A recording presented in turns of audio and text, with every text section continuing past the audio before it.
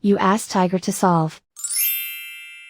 This deals with linear equations with one unknown.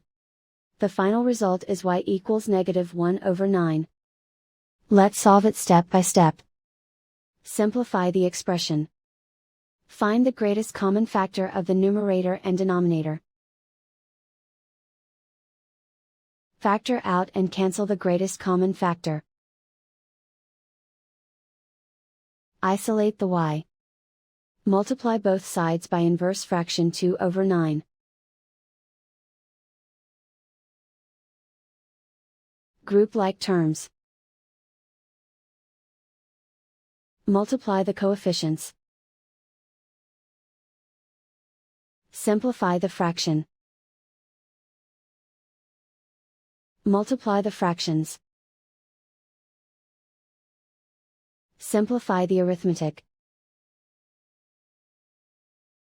And so the final result is y equals -1/9.